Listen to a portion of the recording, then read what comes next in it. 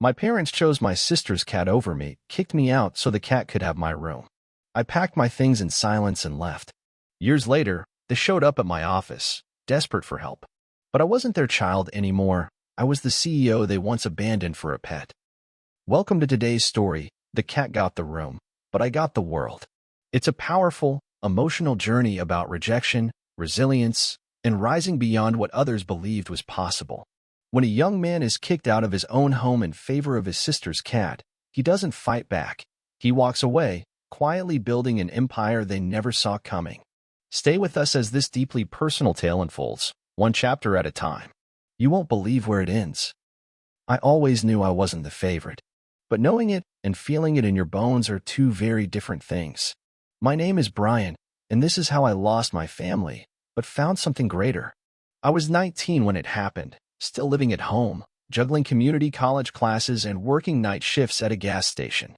My sister Chloe, on the other hand, had just turned 25 and was back from New York after a breakup that came with tears, drama, and oddly, a rescued cat named Muffin.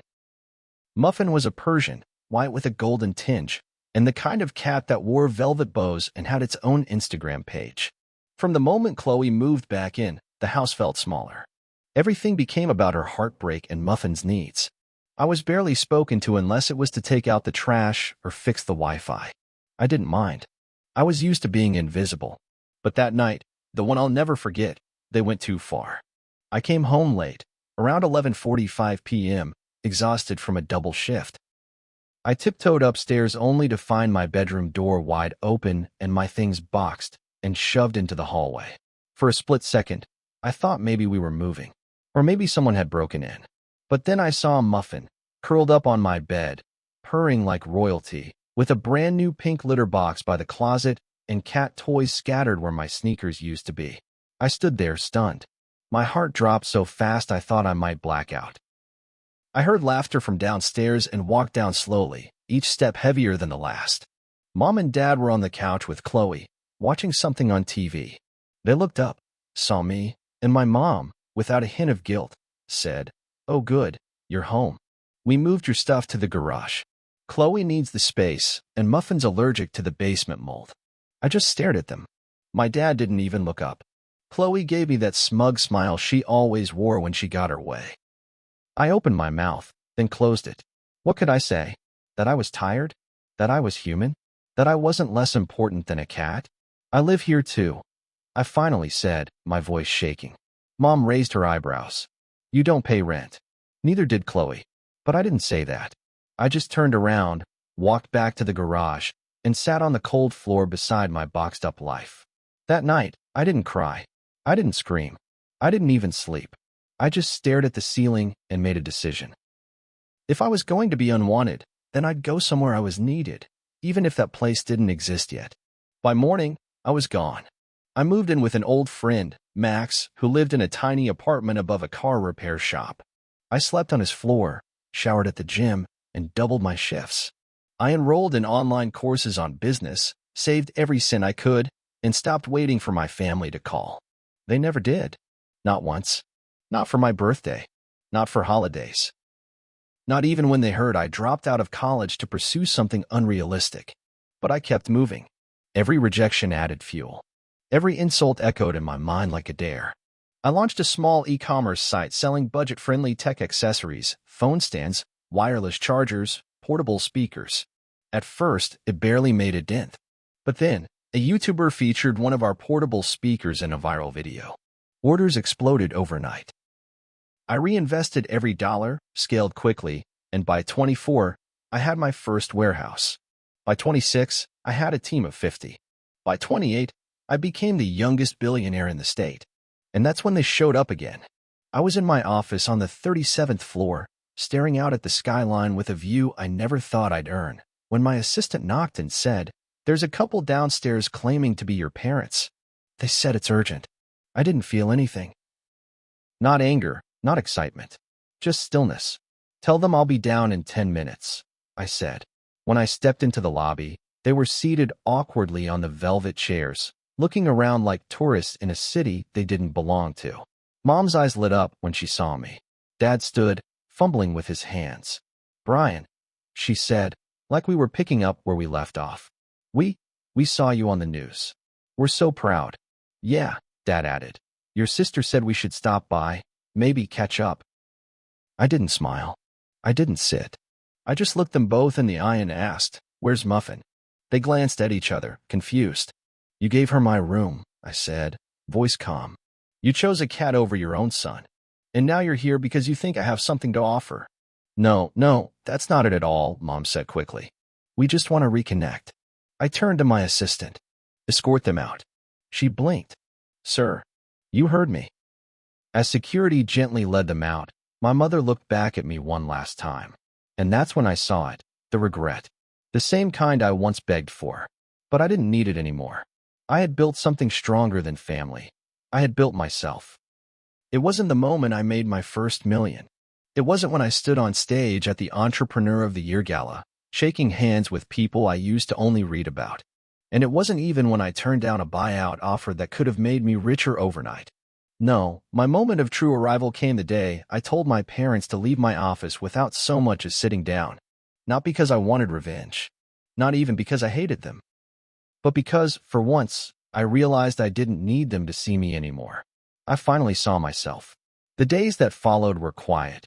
Not in the lonely kind of way I used to know, but in the peaceful kind that comes after you've finally exhaled after years of holding your breath. I sat in my corner office more than usual, not to work, but to think. My assistant, Clara, would peek in sometimes, offering updates, but even she sensed I was turning a page. Something had shifted, and I needed to let it settle before moving forward. Chloe messaged me 3 days later. Hey, I know they came by. They were just nervous. We all miss you. Can we meet? I stared at the message, reread it twice, and didn't reply. Not out of spite, but because the words, "we all miss you," didn't sit right. I wasn't something to be missed. I was something they never cared to understand in the first place. Chloe had always been the sun in that household. I was the one told to move aside so her rays could shine unobstructed. I was the shadow they never acknowledged until the sun dimmed. Back when we were kids, she got the new clothes, the dance classes, the praise for drawing a flower with 6 petals. I got silence. One Christmas, I asked for a Lego set and got socks while she got an iPhone. I remember laughing to myself that night, not bitterly, just quietly, because deep down, I knew it was never about money. It was about where their hearts lived, and their hearts never had space for me. It's funny what you remember when your past knocks on your door pretending to care. But I didn't need memories to validate my choices. I had reality to back them now. A week later, I attended a leadership summit in Los Angeles. I was invited as a keynote speaker to talk about how I built a billion-dollar company with no funding and no family support. The event hall was packed. Journalists, executives, influencers, they all wanted to hear the story. And when I stood on that stage in my black tailored suit, mic clipped to my lapel, lights hitting my face, I saw flashes go off like I was some kind of rock star. But I didn't smile for them. I smiled for the version of me that once slept in a cold garage with boxed-up dreams. I told them everything. About the eviction by cat. About the boxed belongings. About building something out of silence. The audience didn't laugh. They didn't pity me. They listened like they understood.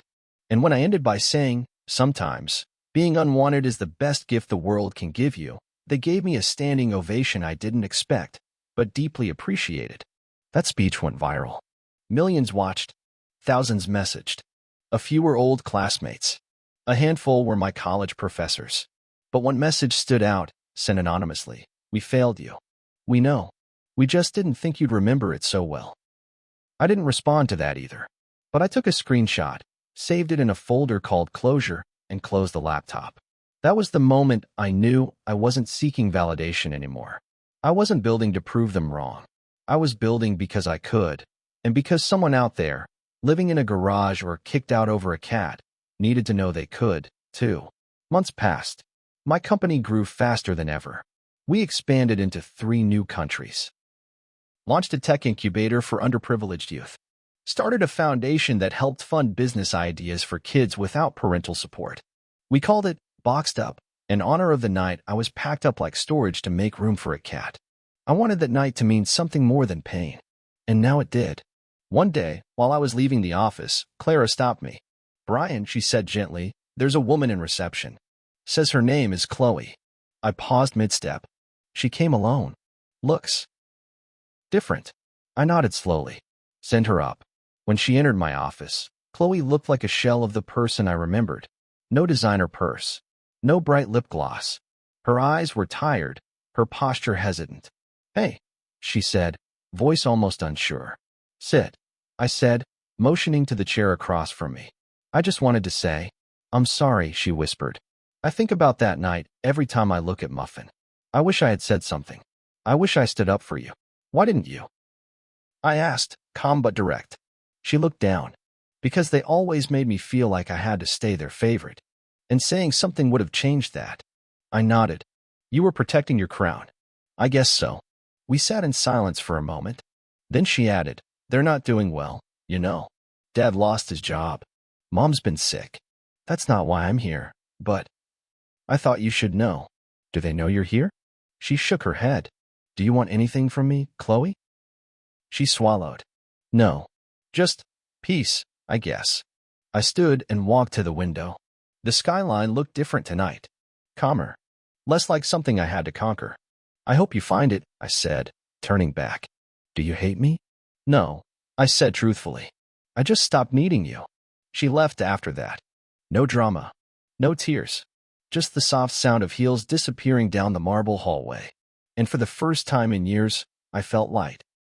A month passed after Chloe's visit, and I didn't hear from her again. I didn't expect to. She had said her piece and left quietly, like someone placing a letter on a grave they never got the chance to mourn properly. I wasn't angry, just tired of pretending the past could be rewritten with a few soft apologies. My heart wasn't stone. It had simply healed in a way that no longer depended on old hands trying to fix what they once broke. But the past has a way of knocking twice. It was a Friday morning when I received a strange envelope, no return address, no markings except for my name, handwritten in the cursive I hadn't seen in years. My mother's handwriting. For a second, I didn't move. I just stared at it as if it might explode or unravel something inside me I wasn't ready to feel again. I slipped it into my desk drawer and tried to forget about it. But by evening, curiosity won. Inside was a single letter. "Brian, I know I don't deserve to ask anything of you, but your father is in the hospital. Heart complications. He doesn't have long. I thought you should know. I know we weren't kind to you. I know what we did. I know what we let Chloe do. I wish I could take it all back. We thought we were choosing comfort, but really, we were choosing convenience. And we sacrificed our son for it. If you come, he'll hear your voice one last time. If not, I understand." Mom, I sat in silence for a long time, the weight of her words pressing against memories I had buried so deep I almost forgot where they lived. My father, always quiet, always looking past me. The man who once told me, "Not everyone is born to lead, Brian. You should aim to follow someone good." And yet now, he might be lying in a hospital bed, his heartbeat slowing, wondering if the son he once dismissed would show up. I didn't owe him anything, but I owed myself closure. That night, I told Clara to cancel my weekend meetings and booked a red-eye flight to my hometown. The same town I left with just 2 duffel bags and a heart full of bruises. As the plane touched down, I felt nothing nostalgic about the streets or the air. It all felt smaller than I remembered. That tends to happen when you outgrow the lies people use to make you feel lesser. The hospital smelled like disinfectant and quiet regret. I gave my name at the front desk, and the nurse led me down a dim corridor. My mother was sitting beside his bed, thinner than I remembered, her hair streaked with more gray than I thought time would have allowed. She looked up when I entered. Her lips parted slightly, but no words came out.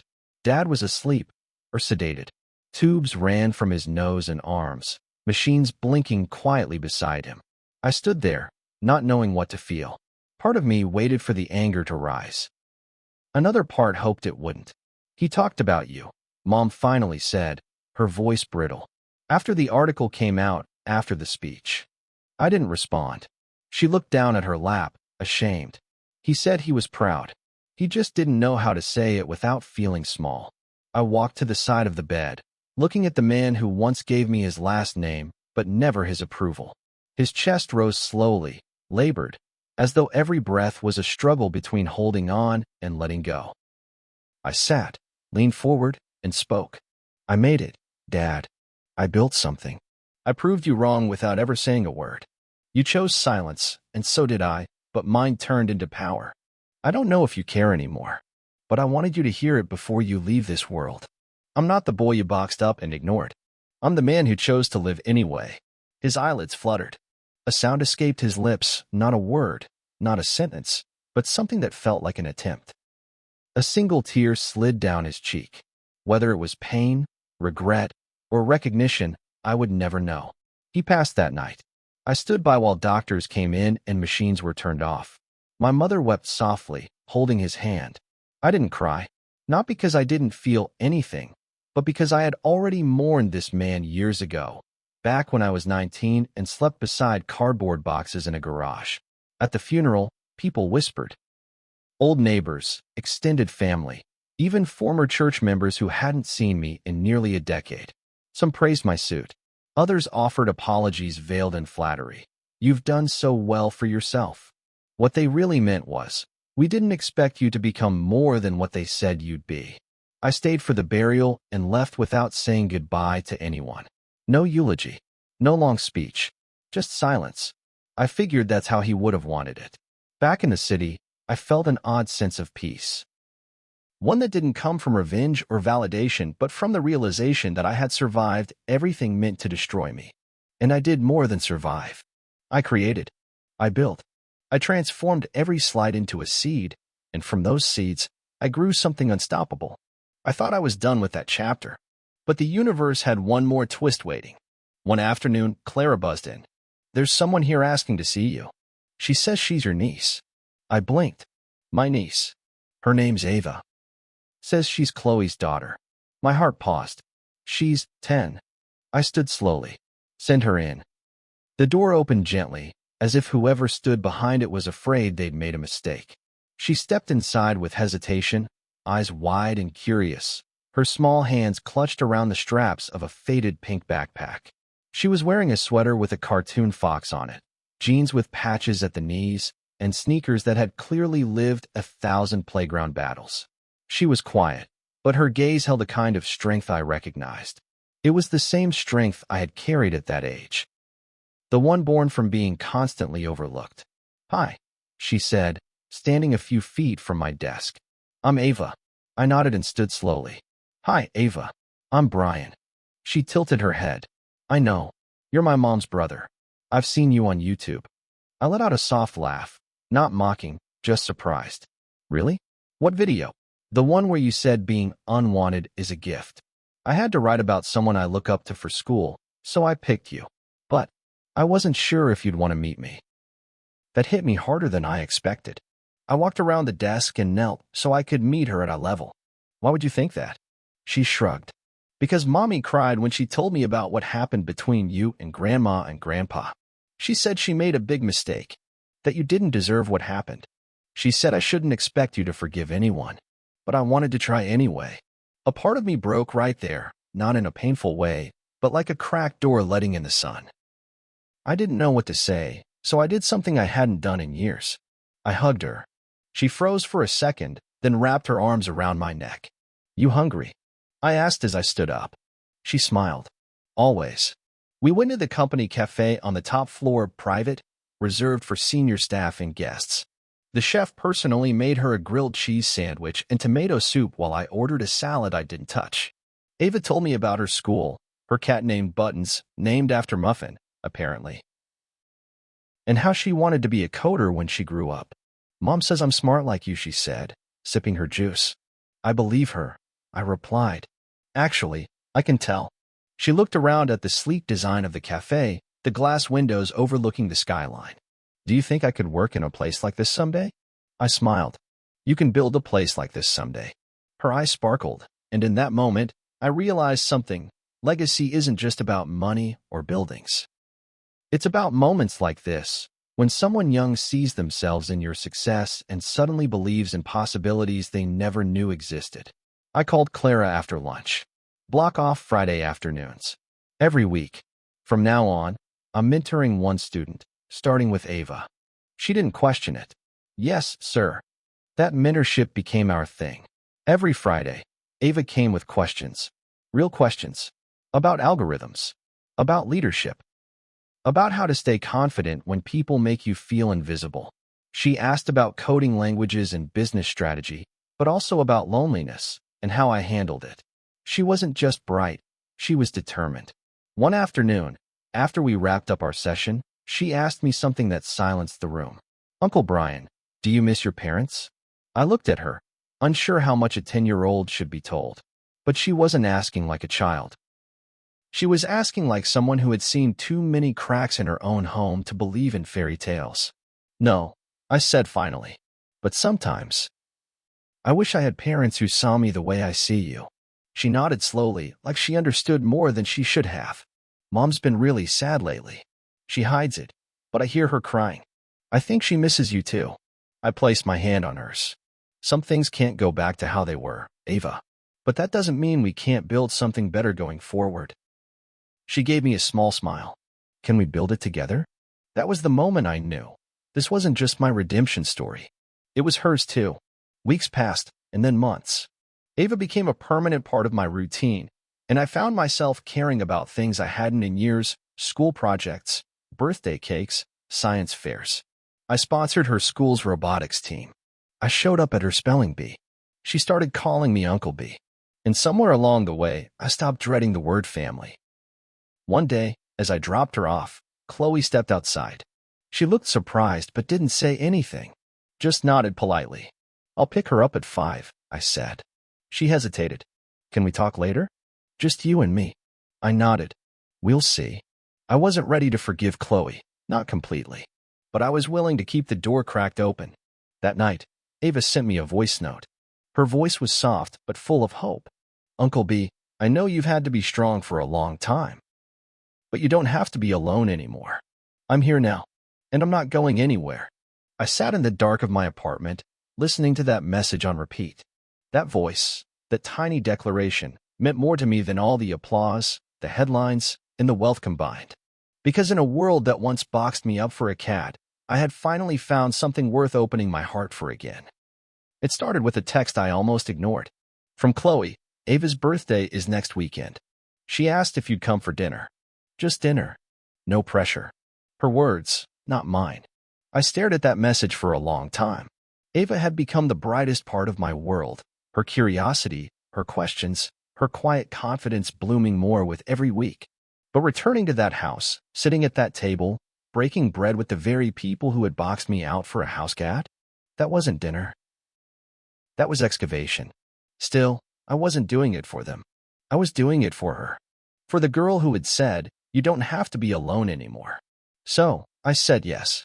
The evening air felt heavier the moment I pulled into their driveway. The house hadn't changed.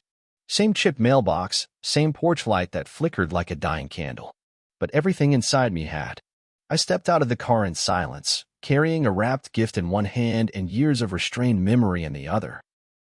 Ava opened the door before I could knock. You came, she said, flinging her arms around me. I told you I would, I replied, holding her tight. Inside, the air smelled like lasagna and tension.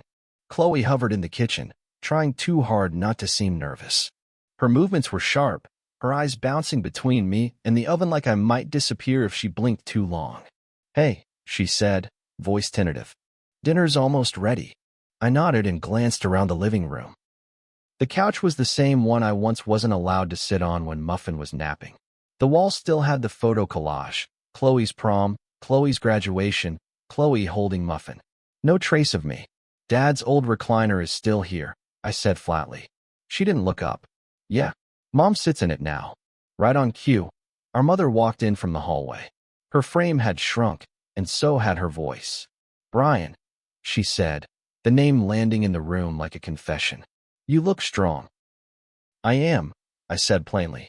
She nodded and returned to the recliner without another word.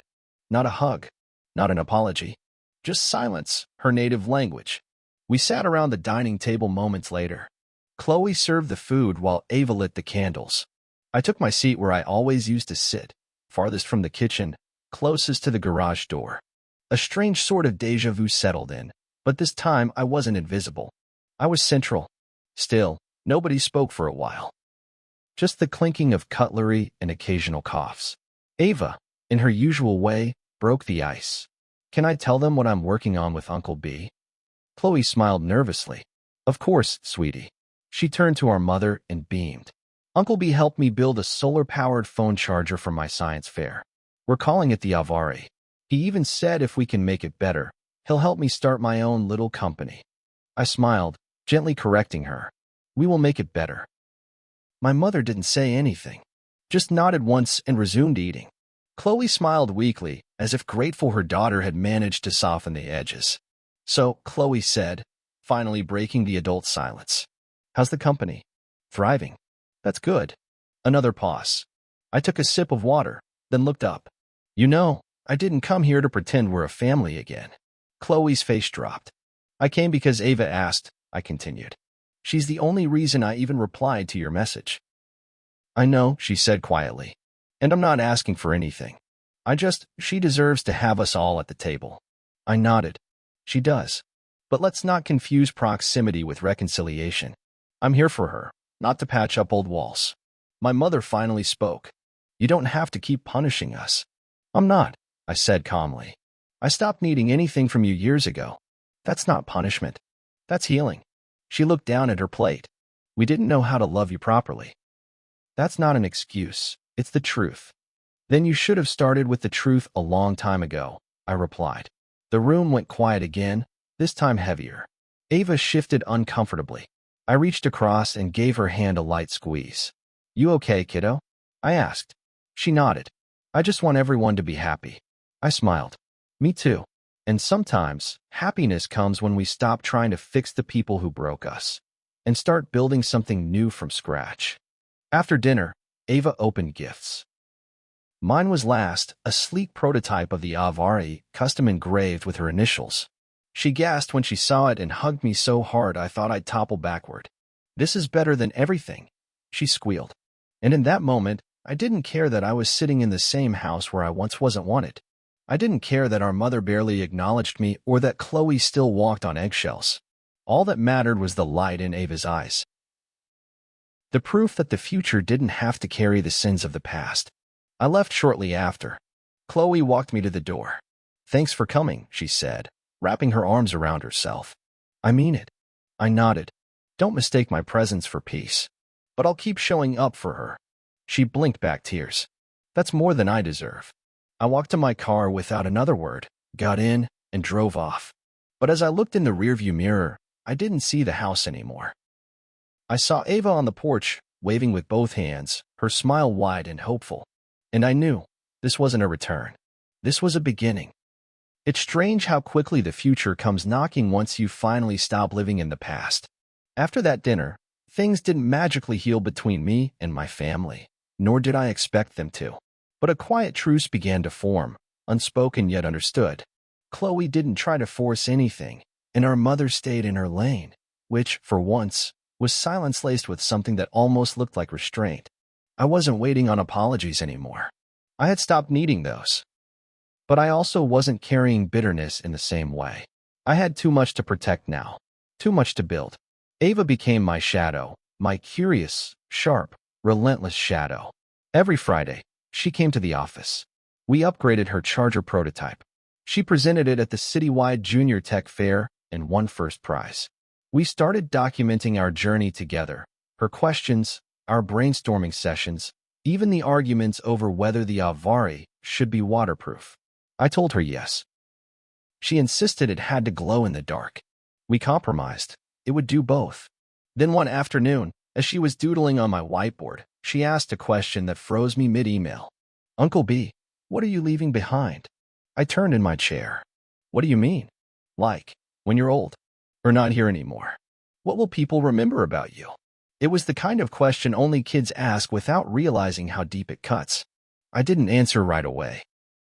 I looked at the sketches taped to the wall, the framed newspaper articles, the photo of me shaking hands with a senator after my company sponsored a tech scholarship program.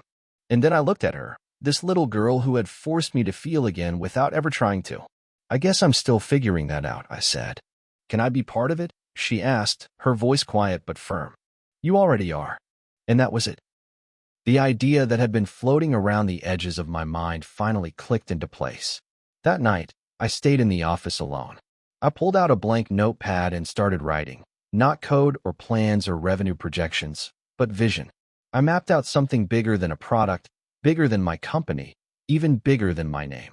I outlined an initiative that would empower children, especially those like me, the overlooked ones, the boxed up ones, to innovate, lead, and rewrite their stories. I called it the Legacy Project. We launched it 6 months later with a full team, Ava as our youth ambassador, and over a dozen partner schools and underfunded districts. We provided resources, mentorship, and startup capital for kids under 18 who had dreams but no doorways. We didn't just tell them they mattered. We proved it. The press ate it up. And once again, headlines followed, from garage to greatness. CEO launches global youth tech movement. The boy who was kicked out for a cat now funds kids worldwide. Brian Carter's legacy. It was never about the money, but the headline that stayed with me wasn't published. It came in a crayon drawing Ava handed me one Friday. My uncle didn't just build a company. He built a bridge. I framed it. It sits above my desk to this day. Despite all this momentum, there was one thing I hadn't yet done. Something I had avoided because it felt too final. Too personal. The garage. The place where everything started. I hadn't seen it since the night I left. I didn't even drive past the house in all my return visits. But one quiet Saturday morning, I asked Clara to clear my schedule. I put on a hoodie, sunglasses, and walked to the address that used to be my home. I parked down the street. The neighborhood looked older, but still intact. Chloe's car was gone. Ava likely had a sleepover. That was good. I needed this moment alone. The garage door creaked when I pushed it open. Inside, it smelled like dust and rust and time. The walls were still bare. The corner where my mattress once lay was empty. But in my mind, I saw it clearly, boxes stacked high, my notebook of business ideas under my makeshift pillow, the sound of the water heater kicking in at 3 a.m. I stood there for what felt like hours, letting the silence speak, letting the air remember me. I didn't cry. I didn't smile. I just stood in the place where I had once been discarded and silently thanked it for being the womb of everything I became. As I turned to leave, I reached into my pocket and pulled out something I had brought with me, a small bronze plaque engraved with the words, "Here lay the roots of something no one saw coming." I screwed it into the wooden beam nearest the floor. Let them find it years from now. Let them wonder. Let them remember that what you throw away may one day rise and own the sky. By the time Ava turned 12, she had already filed her first patent. It wasn't perfect. Her solar charger still had design kinks, and the battery efficiency needed work. But the concept was sound, the vision was bold, and her voice when pitching it, stronger than I had ever sounded at her age. Watching her grow was like watching the life I never had take shape right in front of me. She didn't walk in anyone's shadow. She didn't wait for permission. And she never once apologized for her ambition. I used to believe I had been shaped by rejection. But over time, I realized I wasn't built from what was taken from me. I was built from what I chose to become in spite of it. And Ava, she reminded me of that every day. Not because she was flawless, but because she was fearless in a way I had once forgotten to be. She gave me something no boardroom, no accolade, no billion-dollar valuation could ever give. She gave me my name back. Not the name my parents used when they dismissed me. Not the name on company letterheads or media interviews. I mean my real name. The one that felt like purpose, like grounding, like home. One evening, she and I were sitting on the rooftop garden of my downtown building, eating takeout noodles under string lights. She had just come from a school talk, where she'd presented the Legacy Project to her classmates. She was still glowing from it. "Do you think they listened?" she asked, stirring her noodles thoughtfully. "I think they heard you louder than anyone else," I replied. She nodded, then looked out over the skyline. "You ever think about leaving all this behind? Just disappearing for a while?" "Sometimes," I admitted. But then I remember, this was built for the kid I used to be, the one no one listened to, and for all the kids like him still out there. She turned to me and said, "Well, I'm glad you didn't disappear, because if you did, I wouldn't have found you." That one line hit harder than any insult my parents ever threw at me, because it reminded me that while they were once my entire world, they weren't the end of my story. They were just the prologue. Ava had become my favorite chapter. That fall, Chloe called me and asked to meet, alone. I agreed. We sat in a quiet cafe near her office. She looked older now, not in a tired way, but in the way people do when they finally stop pretending to be someone they're not. I'm stepping back from my job, she said. Going part-time. I want to spend more time with Ava. Actually be a mother. I nodded, sipping my tea. That's a good call. She looked at me with tears pooling in her eyes. You've done more for her than I ever did. You've been the one showing up, the one believing in her. I did it because she needed it. Because I needed it, too, I replied. I was selfish, she whispered. For years. I was the favorite, and I let it ruin us. You were a child raised to believe attention meant love. You were surviving. Is it too late? She asked. For you and me? I sat back, watching the way her fingers trembled on the edge of her mug. I'm not angry anymore, Chloe. I'm just distant. And sometimes distance is the only way we can stay healthy. She nodded slowly, accepting it. But you're still her mother. And I'll never get in the way of that. She reached across the table, not for a handshake or a hug, but to place something in front of me, a tiny, faded photo. It was me, around age 7, sitting on the grass in the backyard, building something out of sticks. No one else in the photo, just me and my creation. I found this in one of Dad's drawers, she said. He kept it. I stared at it for a long time. I didn't smile, but I felt something soften. Maybe regret lives in the little things people never say, but quietly hold on to. 2 years later, Ava stood on stage at her middle school graduation and gave a speech. She didn't mention my name once, not out of disrespect, but because she didn't have to. Every word she spoke, every idea she shared, every dream she laid bare was a reflection of the time we'd spent together. She closed her speech with this: the world will try to box you up, tell you who you're not. Sometimes, it'll even choose a cat over you.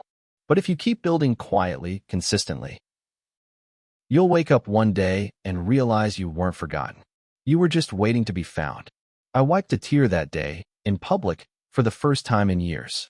Not because I was sad, but because I was finally whole. If this story moved you, share it with someone who needs to be reminded that being cast aside isn't the end, it's the turning point. Subscribe for more stories where the underestimated rise, the forgotten reclaim their place, and legacies are written one choice at a time.